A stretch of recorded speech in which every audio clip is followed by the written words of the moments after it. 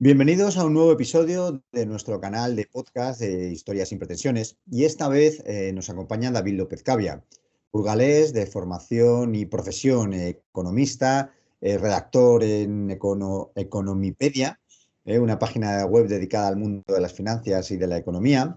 Además participa en programas de economía en la radio, pero sobre todo es un apasionado de la historia y concretamente, especialmente de la Segunda Guerra Mundial, ¿no? Con un maravilloso blog que os invito a seguir, con posts muy detallados y muy documentados. Yo la verdad es que te conocí por el blog al ir a documentarme sobre algún tema que quería escribir y luego, bueno, ya empecé a seguirte en redes sociales, que también eres muy activo y estoy enganchado totalmente.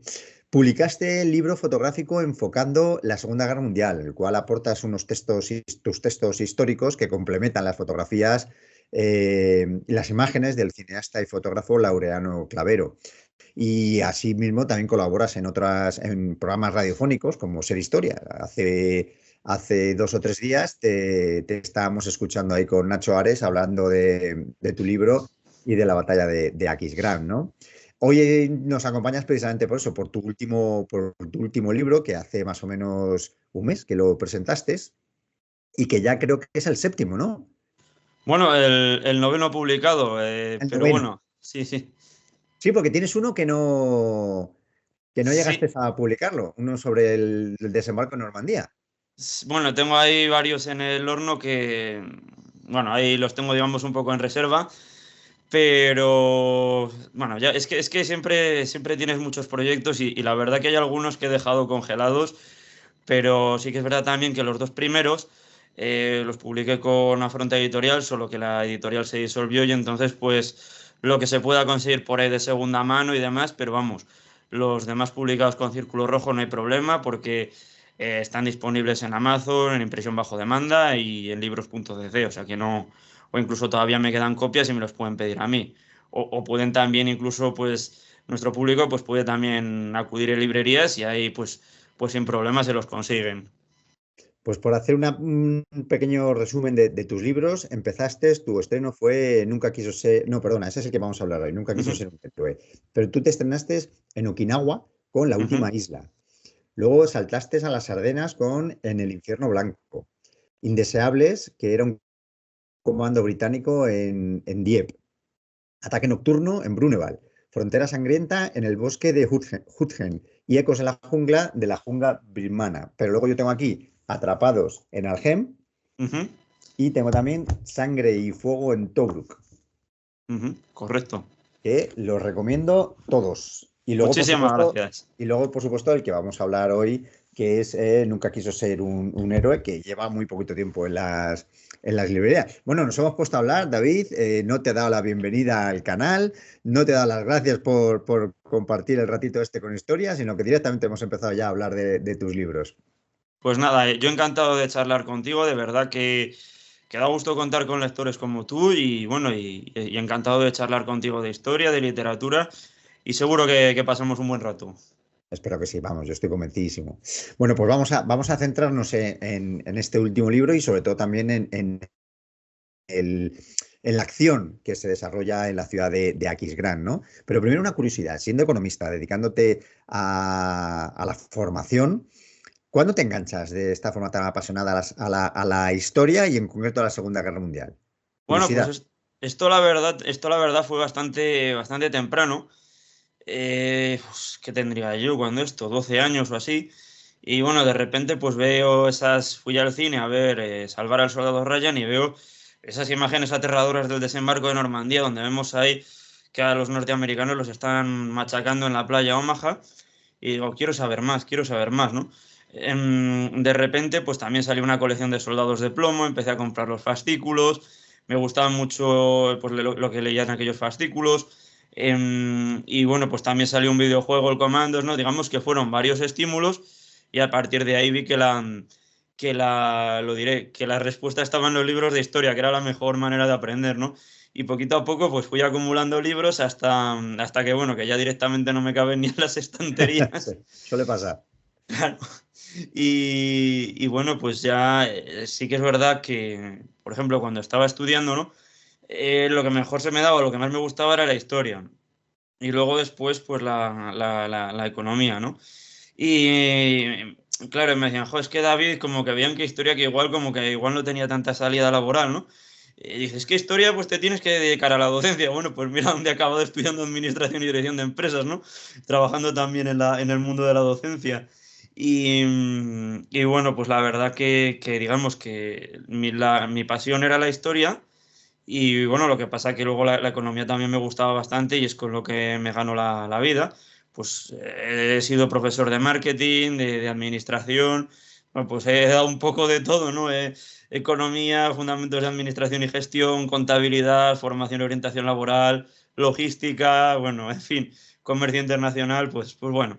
Eh, y ya te digo, pero la verdad que lo que me divierte o con lo que más disfruto es sentándome delante del ordenador, metiéndome en el cerebro, en la cabeza de un soldado de época, intentando un poco transmitir esa pasión, ¿no? O sea, un poco no solo el sentimiento, sino también meterle, insertarle tanto al personaje como al lector, insertarle en lo que fue la historia y hacer que al tiempo que aprende, que se lo pase bien y que empatice con el protagonista. Pues te adelanto que eso lo haces de lujo, luego lo comentaremos porque consigues ese efecto, ¿no? Me hacía gracia cuando te estaba escuchando porque evidentemente hay un salto de edad importante entre tú y yo y el banderín de enganche, que muchas veces, bueno, pues las películas, los libros, en mi caso no fueron los vídeos, no fueron los juegos de vídeo, que en mi época no había todavía, pero sí los cómics. Entonces a mí también eso me llamó mucho la atención, ¿no? Y bueno, una vez que ya te has situado eso, tu primer paso es decidirte a hacer un blog de la Segunda Guerra Mundial. ¿O hay algún paso intermedio? Sí, mira, te comento un poco cómo la un poco la cosa, ¿no? La verdad que, bueno, que a mí el cine bélico siempre me ha gustado, ¿no? Y lo que ocurre que también hay películas con las que soy muy crítico y que me parecen infumables, ¿no? O, por ejemplo, también, no te voy a negar que me he echado mis partidas al Call of Duty o al Medal of Honor, pero también hay veces que digo, oye, me pongo a verlo y digo, esto parece, tengo que hacer un acto de fe para creérmelo, ¿no? Ujú. Pero un poco, ¿cómo fue la evolución? Pues mira, yo estaba... la verdad que la idea se me ocurrió cuando estaba a punto de terminar la diplomatura en empresariales y entonces pues me puse bastante malo, con fiebre bastante alta, ¿no? Y estaba justo leyendo un libro sobre la batalla de Okinawa y se me ocurrió, oye, ¿por qué no hago un libro sobre la batalla de Okinawa, una novela, ¿no? Y en un principio no me atreví, entonces lo que hice, ya cuando año y medio después estaba terminando la licenciatura, pues empecé a hacer prácticas en el Centro de la Evolución Humana, en el Departamento de Finanzas, y ese verano pues dije, oye, cago en día, digo que sí, venga. Y ya me lancé, escribí mi primer libro, em, y bueno, pues luego ya, ¿cómo te diría? Lo del blog vino un poco después. A ver, el primer libro le termino de escribir en el 2014. Pues lo del blog vino en el 2017 porque me dijo mi amigo Sergio, oye, dice, ya que tienes 2 libros publicados, por darte un perfil, por darte un poco más a conocer, que una página web es una carta muy buena de presentación, ¿no? Y entonces mi amigo Sergio García Gil, que es un crack de la informática, pues me diseñó una página web y me propuso, oye, ¿por qué no cuentas historias o curiosidades de estas que sabes de la Segunda Guerra Mundial? Y así, pues poquito a poco me fui lanzando. Sí que es verdad que al principio, pues igual no estaban tan pulidos los artículos o lo que fuese. Y bueno, pues fue un proceso de evolución. Y bueno, pues esos artículos, pues para el que le guste, ¿no? Para el que quiera saber algo. Y al mismo tiempo, pues iba escribiendo mis novelas, ¿no? Y bueno, pues poquito a poco, pues oye, sí que ha ido cogiendo ritmo y la verdad que creo que el blog ha tenido buena acogida. Porque es muy bueno, o sea, tiene muy buena acogida porque es muy bueno. Fíjate, yo pensaba al revés, digo, bueno, empiezas con un blog y luego te vas animando a escribirlo. Y qué curioso que es al revés, bueno, o paralelo, casi casi, ¿no? Bueno, yo te he acompañado a tus personajes, te he acompañado en Tobruk, con Sangre y Fuego, te he acompañado, me he metido en Argem, con Atrapados en Argem, me he metido ahora en Aquisgrán. ¿Cuál? Ya hemos mencionado más otras como Okinawa, como la jungla birmana con Dieppe. ¿Cómo eliges los escenarios? Porque Uy, no, me pues juro que no será aleatorio, ¿no? Hoy voy a escribir sobre no sé qué. no, bueno, a ver, suele ser por casualidades, ¿no? A ver, ¿cómo te diría? Digamos que depende un poco de los libros que voy comprando y voy leyendo, ¿no? Por ejemplo, te puedo decir el caso de Tobruk, ¿no? ahí me llegó un libro, ¿cómo se llamaba? Africa Corps, de Paul Carell, y la verdad que es una crónica periodística de la guerra del norte de África. Y él, por ejemplo, dedicaba un capítulo a la incursión en Tobruk. Y digo, pero si esto, digo, si la verdadera operación es mucho más impresionante que la porquería que nos cuentan en la película de George Pepper y Rock Hudson, ¿no? Entonces, claro, muchas veces es a base de leer, ¿no? Hombre, sí que es verdad que en este mundo estamos sometidos a muchos estímulos, ¿no? Y te puede... hombre, ya te digo que, por ejemplo, que por el cine, aunque me gusta, pero no, muchas veces, o por ejemplo, pues lees a algún historiador, ¿no? A mi amigo Jesús Hernández, pues que saca temas bastante también rebuscados, pues alguna operación especial he sacado, ¿no? De lo que él escribía. eh, o algún que otro documental también, ¿no? Por ejemplo, el de la batalla en Dieppe, pues por ejemplo, David O'Keefe, pues tiene un libro publicado que se llama When the You, pues vi el documental que trata de la misma historia que es la batalla de Dieppe al descubierto, que cuenta cuando los británicos pues fueron a por una máquina Enigma en Dieppe, y bueno, pues de ahí salió Indeseables. Este de Aquis Grant, pues bueno, pues porque me llama mucho la atención cuando el frente occidental se estanca en el otoño del 44, y dije, ¿qué escenario? Digo, bueno, pues el caso que me llama la atención es todo el combate urbano, ¿no? Entonces, es un poco por el estímulo un poco de los libros de historia que vas leyendo y algún documental, o incluso a veces, pues de la manera más insospechada vas por el parque andando, o simplemente te estás tomando una cerveza y se te enciende la bombilla y dices, anda, pues ¿por qué no hago de esta batalla? ¿No? O sea, son muchas las maneras en las que viene la inspiración. Ah, curioso, es curioso. Y una de las características que me llama mucho la atención de tus libros es el detalle descriptivo de las acciones, ¿no? En serio, hace lo que te decía antes, ¿no? Que te sientas partícipe de la misma, ¿no? Que estás allí. Yo creo que estos días que he estado leyendo tu libro, me he visto en más de una ocasión con un rifle M1 Garand detrás de un Sherman entrando, porque lo vives, ¿no? Te metes en ese...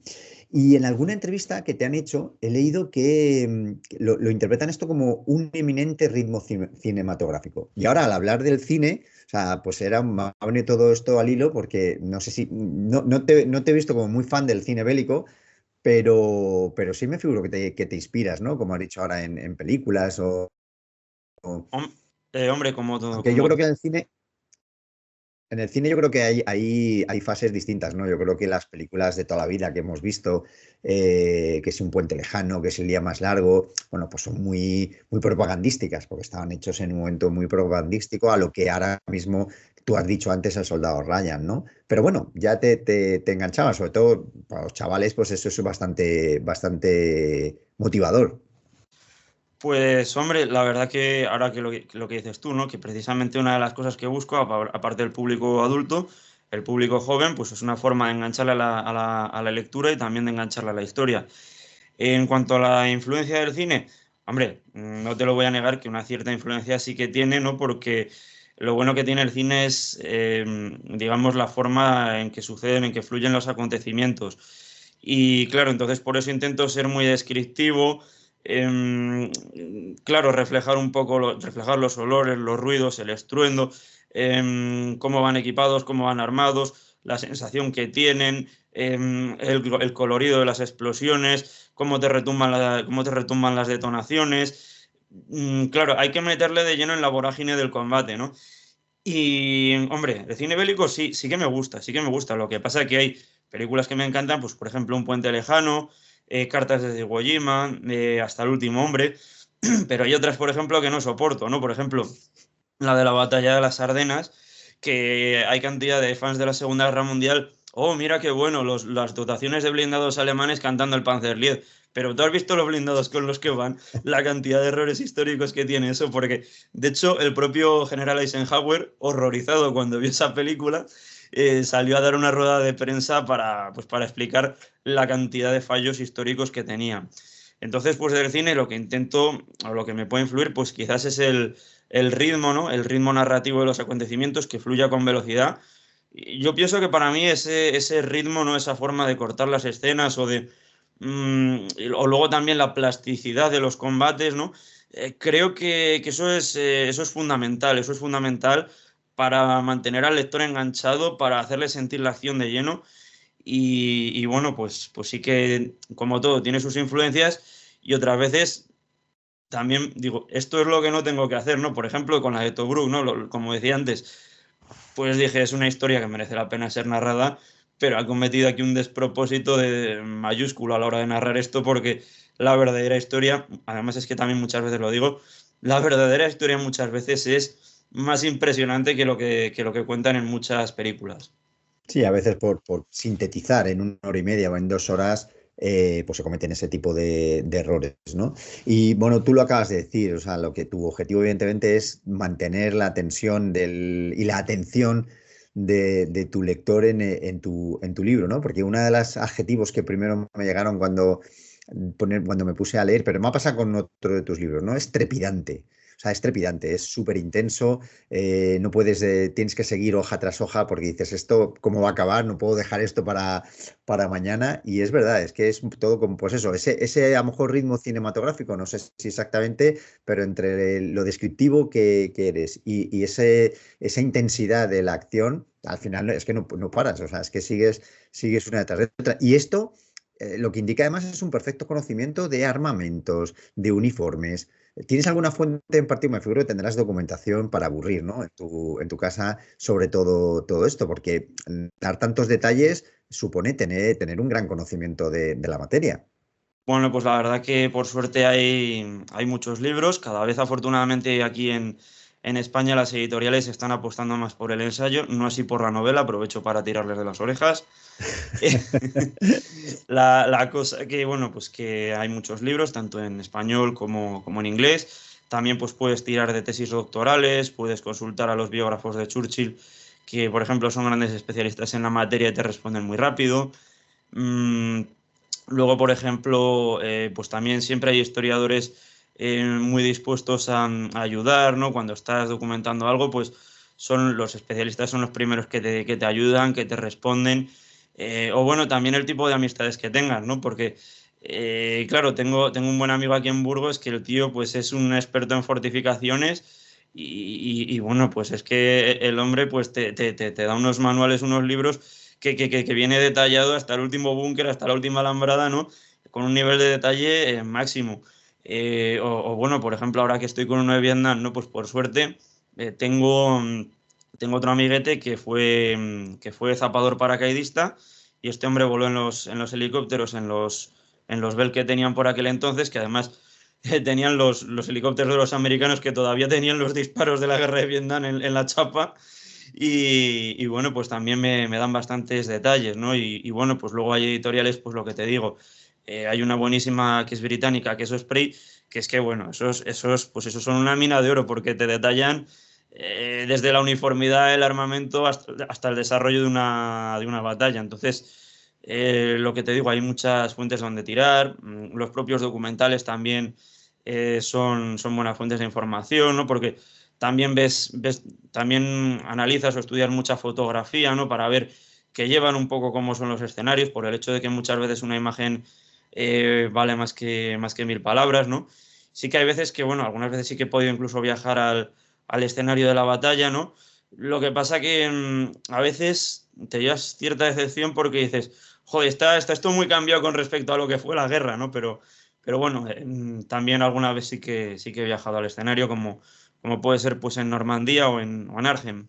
Oye, otra característica que me gusta de tus libros es no sé si se llama relato compaginado, ¿no? Es la misma escena vista desde de los dos bandos, ¿no? Ya lo hiciste en tu primera novela, en La última isla, en la batalla de Okinawa, con un marín estadounidense y un soldado japonés, y ahora lo vuelves a hacer con el protagonista, con Russell y con el capitán de las SS, porque así el lector tiene una óptica completa de la escena, ¿no? Y dos versiones.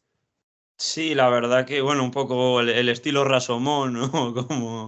O como decían por ahí, ¿no? Pues la verdad que sí intento, hombre, sí que es verdad que suelo escribir más del bando aliado porque es El pues el protagonista. que más me llama la atención, sí. Ujú. Y bueno, pero sí que es verdad que intentas, pues bueno, poner un poco en la óptica, en la perspectiva de los dos bandos, ¿no? Que vean cuáles son las motivaciones de los distintos combatientes. Y bueno, luego además es que yo creo que le da más fuerza narrativa, ¿no? Porque es una técnica que a la hora de cortar la escena ayuda mucho y entonces le obliga al lector a seguir, ¿no? Porque de repente lo cortas y se quedó apuntándole, se quedó encañonándole, ¿no? Pues entonces le dejas al lector, no, ¿cómo? Esto no puede ser así, ¿no? Entonces es una forma de obligarle a leer, ¿no? Igual que también el flashback u orden retrospectivo, el meter saltos temporales, pues también ayuda mucho. Yo creo que me gusta esto por esto, me gusta esta técnica de ofrecer distintos puntos de vista porque da una visión más completa de la batalla y, y porque, pues bueno, permite comprender mejor las motivaciones y también el trasfondo político, social y económico pues de cada uno de los bandos, ¿no? Entonces, es eso, es una forma de insertar al lector tanto en la cabeza de un SS de la Alemania nazi, como de un soldado japonés, como de un soldado británico o como de un estadounidense que está atacando una fortificación en la línea Sigfrido. Sí, lo que acabas de decir de los saltos en el tiempo era el siguiente comentario que te iba Mm. a hacer, que también lo que provocas es el mantener el hilo, ¿no? O sea, el seguir, ahora vas para atrás, ahora vas para adelante, lejos de volver loco a nadie, o sea, al final lo que haces es captar todavía más la atención, ¿no? O sea, otra cosa que me llama mucho la atención, y no es muy normal, creo, dentro de la novela histórica, es la relación final de la bibliografía y la documentación. Eso me ha Vale, gustado, me ha gustado mucho. vale, pues respecto a las dos cosas, a la bibliografía y a los saltos temporales. Bueno, con lo de los saltos temporales, ¿qué es lo que ocurre cuando ocurre algo, ¿no? Una manera de darle más fuerza, cuando ocurre sobre todo algo traumático o algo muy duro, una manera de hacer que esa herida, por lo menos en el personaje, eh, tenga más profundidad o le marque más, es jugar con esa técnica del salto, ¿no? Del salto en el tiempo, de dejarlo cortado, ¿no? Entonces, o del volver atrás, ¿no? En el tiempo. ¿Por qué? Porque ayuda a entender el por qué ese personaje odia, por qué ese personaje está dolido, o por qué ese personaje actúa de una determinada manera, ¿no? Y luego, pues lo que te digo, también es una técnica que ayuda mucho pues, al tipo de ritmo cinematográfico que le intento imprimir a mis novelas. En cuanto a lo de la bibliografía, sí que es verdad que en la primera novela, en La última isla, no la incluí y la verdad que me arrepiento de ello porque yo creo que lo de la bibliografía intento incluirlo. ¿Por qué? Primero, para que vean que no me he sacado de la chistera lo que cuento, porque dicen, por ejemplo, ¿no? En la de Sangre y Fuego en Tobruk, me decían, oye, pero ¿cómo que los comandos van a hacer esta operación tan chapucera que parece llamando a la puerta? Digo, no, no, es que fue así de chapucera. Digo, mira, aquí tienes fuentes de información serias donde lo cuentan que fue así desastroso el intento de asesinato de Rommel. Entonces, pues por reforzar el valor de tu obra, y luego por otra parte, porque hay gente que se queda, pues, oye, que me ha encantado esto, que me ha encantado esta campaña, digo, pues mira, aquí tienes para saber más si quieres empaparte de ello, y creo que es algo que además de reforzar tu trabajo desde el punto de vista histórico, pues para consulta, para saber más, pues está bastante bien, ¿no? De hecho, muchas veces, pues cuando grabo podcast con Niebla de Guerra o en YouTube con Belu Martis, pues suelo recomendar 3 o 4 libros porque el lector, pues, por si quiere escarbar, por si quiere investigar más en el asunto. No, es que me parece muy importante porque la novela histórica, aparte que tiene una función evidentemente de entretenimiento, yo creo que puede ser un primer paso a gente a animarla a profundizar más en los temas, ya que te guste la historia de una forma documentada, ¿no? Entonces, si tú al final tienes ahí una serie de libros, no sé, a mí me parece, tal vez porque estamos viciados por nuestro gusto por la historia y por nuestro amor por la historia, pero que puede ser un paso a que alguien se anime a profundizar y a ampliar conocimientos, lo que dices tú, ¿no? Ya no solamente para dar peso documental y peso de rigor a tu libro, sino que además, oye, le pueda servir a la gente como que dé un pasito más, ¿no? Empujarle a que dé un pasito más. Cuéntanos, David, una curiosidad del libro, porque el libro, el protagonista, en realidad está tomado no es una ficción, o sea, está tomado de la realidad, ¿no? O sea, hay un personaje que no se llama Russell, Thomas Russell, pero se llama de otra forma que ahora vas a contar, y es en el que te has basado, por lo menos para determinados actos que hace en combate. Sí, bueno, esto precisamente me alegra mucho que me hagas esta pregunta y me río porque me río bastante porque ahora un par de días con un buen amigo estábamos hablando el domingo, estábamos echando una cerveza y me dice, oye, dice, pero ¿cómo que hace todo eso? Dice, dice, oye, que me está gustando mucho. Dice, pero ¿cómo que el protagonista hace todo eso? Va a ganar la guerra del solo. Dice, parece Rambo. Y yo digo, no, no, mira, mira. Y digo, esto pasó. Digo, esto lo hizo el capitán Bobby Brown en Crucifix Hill, que era una colina muy próxima a Kiss Grant, que ofrecía una visibilidad muy buena de la ciudad y por eso tenían que tomarla los estadounidenses. Y bien, pues en plena batalla, digamos que los hombres del capitán Bobby Brown de la primera división de infantería de Estados Unidos, pues les estaban dando muy duro, ¿no? Y el capitán Bobby Brown, al ver pues a sus hombres sufriendo y pasándolo mal, eh, cargó en solitario contra las fortificaciones alemanas, ¿no? Dice, no quiero que vosotros cometáis un acto de suicidio, ya me encargo yo de esto. Y entonces, pues Bobby Brown, cargando colina arriba, destruyó en solitario 3 búnkeres, ¿no?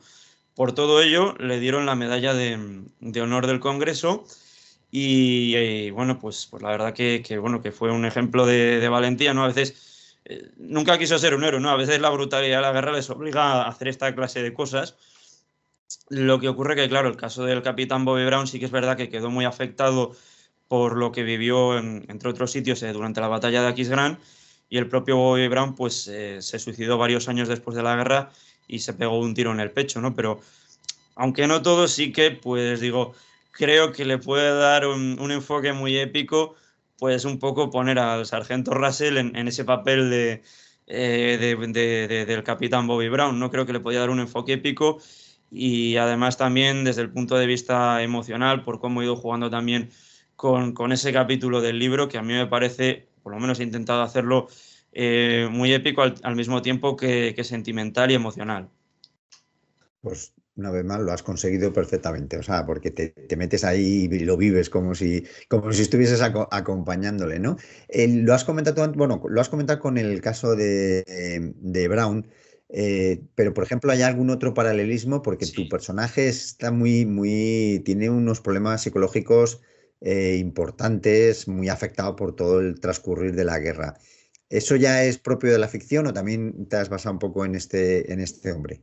Vale, mira, aquí hay un libro que me ayudó mucho y no solo para Nunca quiso ser un héroe, sino también para novelas como Frontera sangrienta, En la batalla del bosque de Jurgen. Y claro, es un libro muy bueno de Charles Glass, está aquí en España publicado por la editorial Ariel, lo recomiendo, y cuenta las historias de 3 desertores, el libro se llama Desertores, y ahonda mucho en la psicología del soldado. A mí la verdad que me encanta por cómo profundiza, ¿no? Qué razones le llevan a un hombre a hundirse, a abandonar sus filas, ¿no? A entrar en un estado de abatimiento moral. Y entonces ese libro la verdad que me ha ayudado muchísimo. Luego, pues también las memorias de veteranos, pues son buenísimas porque se desnudan psicológicamente los veteranos, ¿no? Por ejemplo, cuando escribí sobre la batalla de Okinawa me ayudó muchísimo para trazar el perfil psicológico el libro Diario de un marine de Eugene Sledge, que combatió en Peleliu y en Okinawa con la primera división de marines.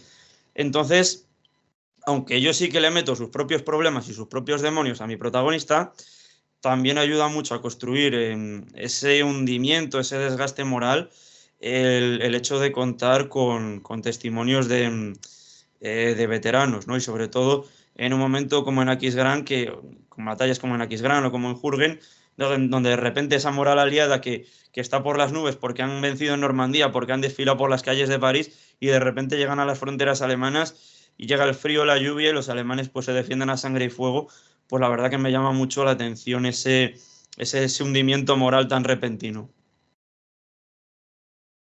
Y del antagonista de Russell, del alemán, del capitán alemán de las SS, Ebert Beckham, ¿ese es pura ficción o sí que hay otro personaje en el que también te has basado? Bueno, aquí, claro, aquí más que nada, pues hombre, hay un libro que me vino bastante bien. Hombre, sí que es ficticio el personaje, ¿no? Pero me influyó bastante cuando leí un capítulo de Armagedón, que es un libro de Max Hastings en el que cuenta con un tono con un estilo periodístico el último año de guerra en Europa. Y bueno, pues uno de los primeros capítulos aborda un poco la perspectiva alemana, ¿no? Y bueno, pues digamos que es un poco, me recuerda un poco no me acuerdo ahora, a un alemán que decía, disfrutad de la guerra mientras podéis, porque cuando llegue la paz será terrible, ¿no? Entonces, pues digamos un poco en base también a los testimonios de soldados alemanes que creían que, con todo lo mal que le iba a Alemania a la guerra en aquel entonces, que creían que aún era posible conseguir la victoria, ¿no? Entonces, ese sería un poco digamos, un poco la guía que he utilizado, así un poco a grandes rasgos. O también otro que es la batalla del Ruhr, aunque es un poco posterior, pero tiene un capítulo que se llama Retirada hacia el Reich. Y bueno, pues ves cómo va siendo la retirada alemana, ¿no? Y desde Normandía hasta la propia Alemania. Y también pues te haces un poco una idea de lo que tuvieron que vivir, ¿no? O también pues un poco pues te guías un poco por ¿cómo te diría? Las formas de actuar que tenían los SS en ciertos combates, porque eran particularmente duros e incluso iban más allá, porque esto de las normas de la guerra no iba mucho con ese cuerpo paramilitar, la verdad. La verdad que cometían bastantes atrocidades, todo hay que El, decir. el Tratado de Ginebra no pegaba ahí mucho con No, su... no. Hombre, eran fanáticos, eran totalmente Sí. unos fanáticos y su objetivo estaba claro y no se iban a andar con medias tintas, ¿no? David, me consta, o a lo mejor estoy equivocado, que también tienes una faceta de recreador histórico. Pues Sí, yo sí. te he visto a lo mejor uniformado, con fotos, vestido de algún cuerpo, no sé exactamente de cuál puede ser, o has tenido varios. Tienes esa faceta, ¿verdad? ¿O no estoy equivocado? Bueno, la tuve, lo tengo un poco aparcado porque llegó la pandemia y lo abandoné por completo. Pero sí que he tenido la suerte de recrear, sobre todo pues paracaidista estadounidense Eso es, te iba a decir. y bueno, también de infantería americana. Y bueno, pues la verdad que tengo una amiga muy buena que me animó a meterme en esto, es Lucía Fuello García Riaño, profesora de la Universidad de Oviedo, historiadora, licenciada en Bellas Artes, bueno, pues una excelente persona, me animó mucho a meterme en esto. Y luego también, pues otro buen amigo mío, Laureano Clavero, que es el autor de las cubiertas, de las imágenes de cubierta de mis libros, que es cineasta. Y entonces estamos ahí en un proyecto con un par de documentales que son Road to Normandy y Jürgen into the Moody Battle, que son dos documentales en los que se lleva bastante tiempo trabajando. Y bueno, pues tuve con él el honor de participar en sesiones fotográficas y sesiones de rodaje. Y bueno, pues claro, ahí vas con más recreadores, todos de época, incluso con vehículos históricos. Y la verdad que es increíble, ¿no? Estar en un rodaje de estas clases, de estas características, porque dices, dice, con poco presupuesto, pues te sale un documental estupendo, ¿no? Porque, pues lo que te digo, los recreadores son unos estudiosos de la uniformidad, que por cierto también he preguntado cuando tengo que consultar alguna duda de uniformes a los recreadores. Y bueno, pues conocen al dedillo todos los detalles y lo que te digo. eh, Estás en un rodaje de estos y de, "Joder, parece que estoy en una producción americana, ¿no?". Y de hecho, pues bueno, pues la verdad que Laureano Clavero y Sergio García, Laureano Clavero desde Mirasud Producciones y Sergio García desde SG Audiovisuales, pues están trabajando muy bien.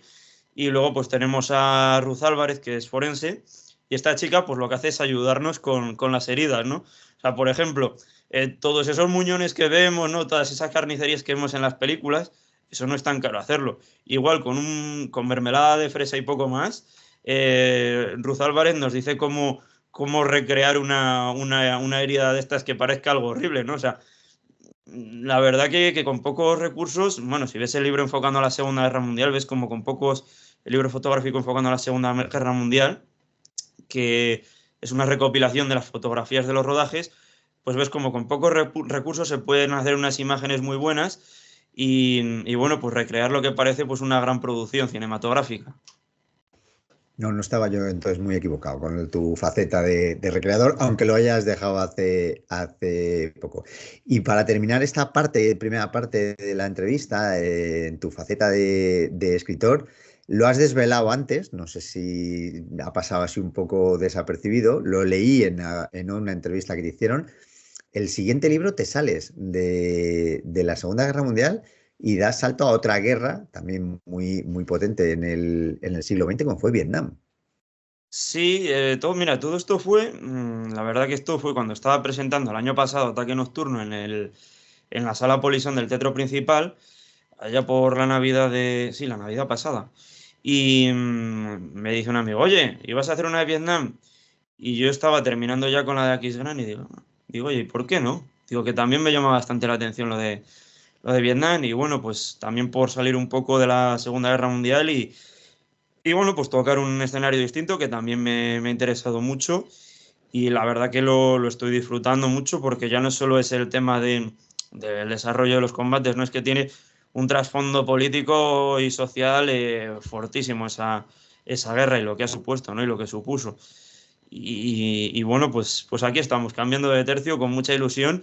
Y la verdad, tampoco quiero dar muchos detalles, pero bueno, poquito a poco estamos trabajando y con cuidado, con calma y bueno, procurando que quede un buen producto. Hombre, yo creo que una vez tienes la técnica de investigar, pues bueno, es una guerra del siglo XX, entonces no me supone un desvío tan fuerte como si me fuese a hacer una novela medieval, por ejemplo, ¿no? Claro, por ejemplo. Entonces, pues creo que están yendo bien las cosas. Pues nada, ya nos tienes aquí pendientes de esa nueva publicación para leer sobre la guerra de Vietnam, ¿no? Y ahora, si te parece, vamos a esa segunda parte de la entrevista. Nos vamos a meter ya un poco más en cuestiones históricas. Vamos a apelar a tu faceta de divulgador de historia.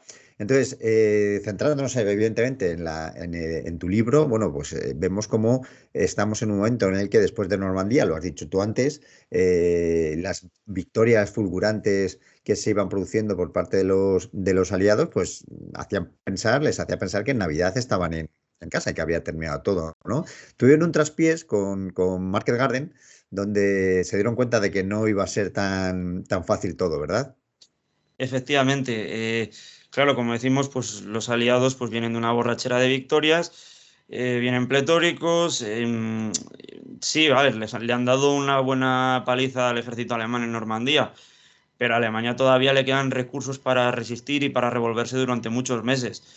Entonces, claro, no se han tenido en cuenta factores como que el avance de los ejércitos aliados ha sido muy superior a su capacidad logística. Em, el puerto de Amberes, aunque lo tomen, no está operativo porque los alemanes controlan el estuario del Escalda. Entonces no pueden llegar los suministros, no pueden llegar los suministros por el puerto de Amberes. El sistema ferroviario francés está destrozado después de los ataques durante la campaña de Normandía. Tenemos también que los suministros pues tienen que llegar en camión desde las lejanas playas de Normandía. Los alemanes, ni mucho menos están lejos de ser definitivamente derrotados. ¿Por qué? Pues porque juegan en casa, porque están defendiendo su país y eso les da un extra de motivación a la hora de defenderse, ¿no? Entonces, y van a tener, pues, por ejemplo, a comandantes como el mariscal Model, que es un genio de las defensas y es un genio de la improvisación, que los va a retener ahí durante mucho tiempo. Tienen una línea Sigfrido que va a ser pues un auténtico muro de hormigón y de alambre de espino que los va a contener ahí durante un montón de meses. Claro, porque el verdadero problema, bueno, hay muchos, porque bueno, luego también tienen las Ardenas, que ese fue la última bala que Hitler se sacó de la manga para intentar contravenir toda la lógica, ¿no? Que se estaba Mm. produciendo hasta ese momento.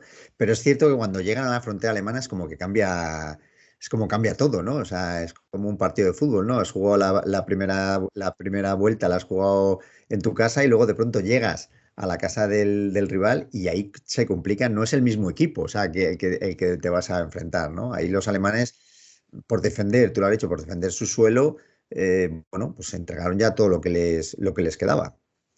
Efectivamente. Encima, bueno, pues tenemos a un Hitler que, como te diría, tiene, o sea, todavía con un poder más absoluto. ¿Por qué? Porque viene de sufrir un atentado el 20 de julio del 44. Entonces, pues va a ordenar medidas desastrosas, medidas militares desastrosas, y nadie o van a ser muy pocos los que se van a atrever a contravenirle, ¿no? Bueno, en fin, vamos a estar en una época bastante ¿cómo te diría? Es que se va a estancar esto. Fíjate, si el desembarco es el 6 de junio del 44, hasta mayo del 45, Alemania no se rinde. Entonces, tienen además como obstáculo natural, como gran obstáculo natural, un enorme río que es el Rin. Y a los soviéticos a los soviéticos los están conteniendo en el Vístula. Entonces, pues va a ser un momento de estancamiento de la guerra, ¿no? Los aliados se van a tapar con los puntos más, digamos, más fuertes de la línea Sigfrido, como en Aquisgrán, como en Jürgen, ¿no? O sea, por escenarios intransitables por donde intentan atacar frontalmente y lo único que hacen es consumir sus divisiones de infantería. O, por ejemplo, para poner operativo el puerto de Amberes, a los canadienses y británicos les va a costar una barbaridad, digamos, eliminar la resistencia alemana en el Escalda. Entonces, bueno, o ya ni te cuento cuando de repente, como tú bien decías, ¿no? De repente los alemanes atacan por sorpresa en las Ardenas, ¿no? Y los estadounidenses pasan de repente de llevar la iniciativa a pasar a la defensiva durante un mes o así, ¿no? Porque hasta que consiguen parar el contraataque y expulsar a los alemanes de ese saliente, pues les va a llevar un tiempo. Y claro, luego encima con la nieve hasta que se derrite y pueden realizar todas las operaciones, volver a aproximarse al Rin, encontrar pasos, disponer también de un número suficiente de recursos para pues intentar un cruce masivo del Rin, pues eso les va a llevar bastante tiempo. Y Aquisgrán lo podemos considerar un punto de inflexión, ¿no? En todo este. O sea, de pronto te encuentras ante una situación que ahora hablaremos porque es el primer combate que los estadounidenses hacen en una ciudad, pero una vez que lo consiguen pasar, por decirlo de alguna forma, tomar la ciudad, ahí yo creo que es un momento ahí clave para los alemanes. Ahí los alemanes sí que sufren un golpe muy fuerte, ¿no? Sí, a ver, hombre, claro, digamos que Aquisgrán era una zona de paso necesaria para los estadounidenses, entraba en sus planes, ¿no? Igual no era la gran pieza ¿cómo te diría? No era la gran pieza estratégica, sí que era importante, pero quizás es más simbólico el valor, ¿no? Sí que es verdad que von Rundstedt, por ejemplo, llegó a decir algo así como que el mariscal von Rundstedt, comandante alemán en el frente del oeste, llegó a decir que desde que Aquisgrán estaba amenazada por los estadounidenses, pues Alemania no se había enfrentado a un peligro tan grave, ¿no? Y bueno, pues era una parte necesaria, era uno de los puntos fuertes de la línea Sigfrido. Claro, sí que es verdad que su caída pues tuvo unas repercusiones fortísimas, porque era un símbolo, había sido capital del Sacro Imperio Romano Germánico durante muchos años, durante siglos, había sido capital del Imperio de Carlomagno, 32 monarcas alemanes habían sido coronados allí, y claro, era la primera ciudad alemana importante que iba a caer. Entonces, por eso Hitler quería que Aquisgrán fuese un ejemplo para las demás ciudades alemanas y bueno, y demostrar pues ese concepto de ciudad fortaleza, ¿no? Y que, bueno, que es que si entregamos a Aquisgrán las primeras de cambio, igual las demás ciudades alemanas se desmoronan una detrás de otra, ¿no? Entonces, pues eso fue un poco el panorama. Sí, además Carlomagno para Hitler era un referente, ¿no? Dentro de su mentalidad que tenía con los Reichs y todo esto, pues era una ciudad emblemática para ellos, ¿no? Y decía antes que los estadounidenses de pronto se encuentran a su primer combate urbano 100%, ¿no? Todo el mundo tenemos en la cabeza Stalingrado, bueno, sí, la guerra ya es cruel, pero aquello yo creo que fue un nivel más, ¿no? El luchar casa a casa. ¿Se llegaron a adaptar o yo creo que les costó, ¿no? El encontrarse. Una cosa es luchar a campo abierto y otra cosa es ya tener que ir edificio a edificio, casa a casa, habitación a habitación, cuerpo a cuerpo. Claro, aquí el combate fue bastante salvaje, ¿no? Porque, eh, a ver, claro, como tú bien dices, estaban acostumbrados a batallas en campo abierto, bueno, en el Bocage, por ejemplo, ¿no? En Francia, o habían luchado pues en el norte de África, en Sicilia, pero en ciudades, en un combate puramente urbano como este, no tenían, digamos, muchos precedentes, ¿no? Entonces, pues claro, encima con una guarnición alemana dispuesta a luchar hasta el último hombre, hasta la última bala, les va a costar. Sí que es verdad que atacaron en inferioridad numérica a los estadounidenses, lo que ocurre es que tenían esa inferioridad numérica la suplieron pues con una gran potencia, con una gran superioridad en artillería, y también con un fuerte apoyo de la aviación, ¿no? Entonces, pero claro, el combate en calle por calle y casa por casa va a ser duro porque pues van a tener que utilizar lanzallamas, arrojando explosivos a las viviendas, lanzando granadas a las habitaciones, disparando con lanzagranadas contra las paredes, sellando las alcantarillas también, apoyándose con los carros, ¿no? Entonces les va a obligar a desarrollar ciertas tácticas, ¿no?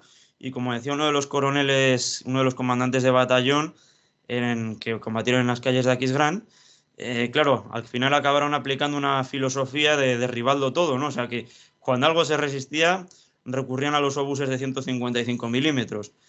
Y bueno, de ahí que el 83% de las casas, pues resultasen, de las casas de Aquisgrán, resultasen, si no destruidas, dañadas, ¿no?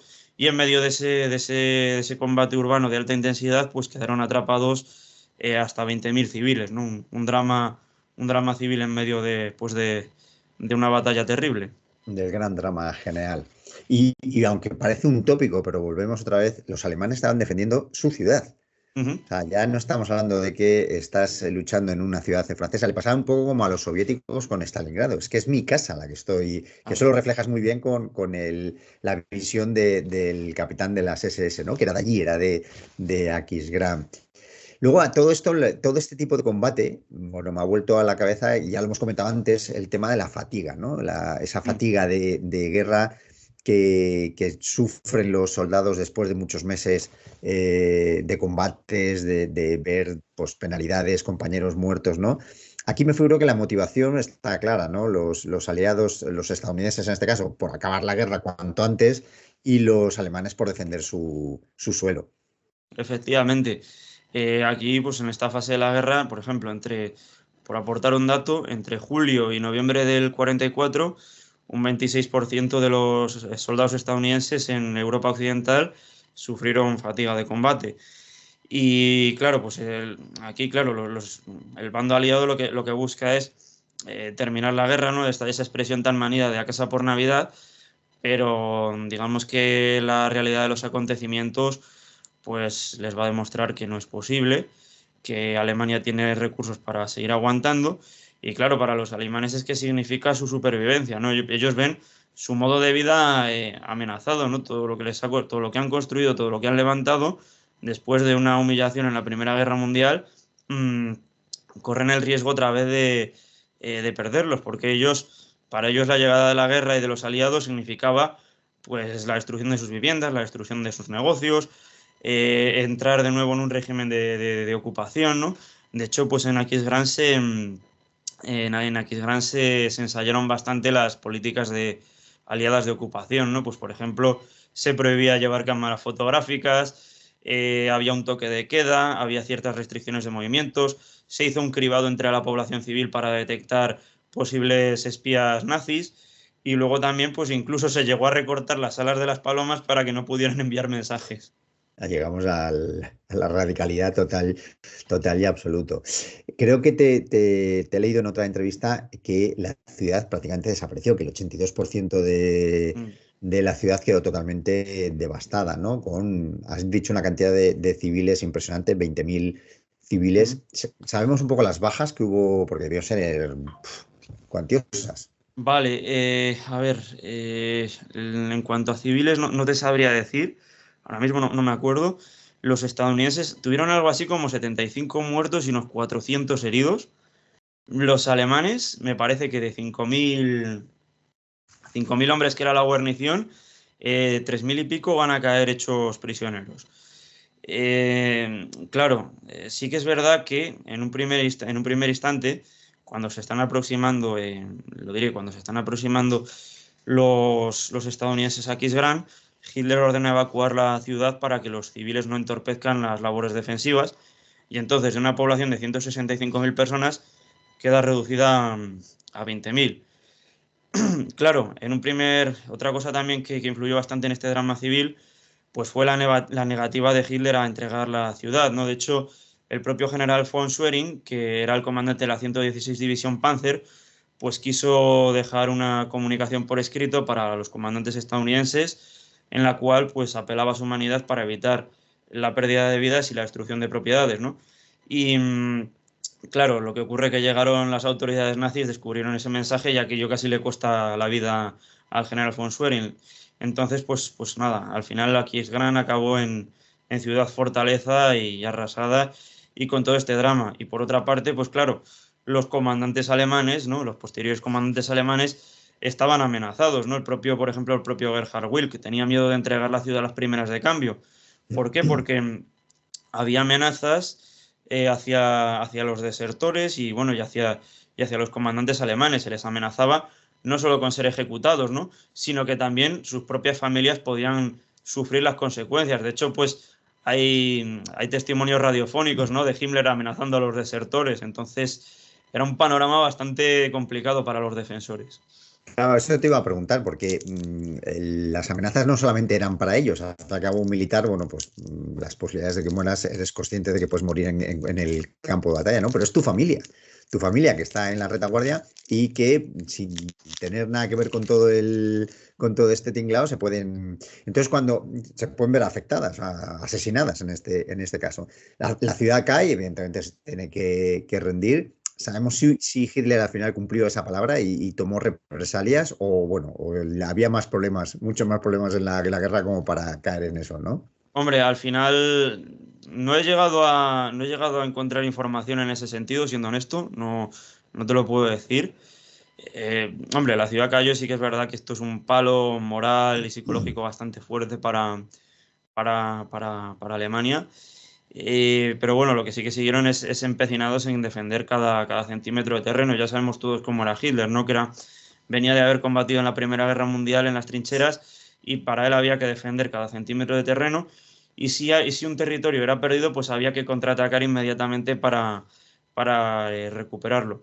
Pero sí que en línea con esas amenazas, sí que es verdad que igual lo de las familias no te sé decir, pero sí que a muchos soldados, ¿no? En las etapas finales de la guerra, cuando está la Alemania nazi en descomposición sobre todo, los últimos meses, pues a muchos soldados que abandonaban su unidad, ¿no? O incluso que se perdían, sí que podemos encontrar fotografías de ellos que son pues ahorcados, ¿no? Colgados de los árboles o de las farolas o incluso fusilados pues por haber abandonado su unidad o simplemente por haberse perdido, ¿no? Hay un libro muy bueno al respecto, La batalla del Ruhr, y uno de los paracaidistas alemanes, Heinz Spener, pues cuenta cómo pues, se separó de su unidad y tenía muchísimo miedo pues, de las represalias de las autoridades nazis y consiguió salvar el pellejo. Entonces, sí que es verdad que a los desertores, por ejemplo, se los ejecutaba si se les descubría en estas etapas finales de la guerra. Ha habido un momento en la entrevista donde hablabas de que los alemanes, bueno, pues seguían convencidos, a pesar de todos estos inconvenientes que iban teniendo en su retirada, seguían convencidos de que en algún momento iban a remontar y que iban a darle la vuelta a la tortilla, ¿no? Kayak es gran, luego llega las Ardenas y también sale mal. ¿De verdad que que podían pensar ya en enero, febrero de 1945 que podían darle la vuelta a aquello, a pesar de que sacaron las V1, las V2 y parecía que aquello era un poco un rayo de esperanza, ¿no?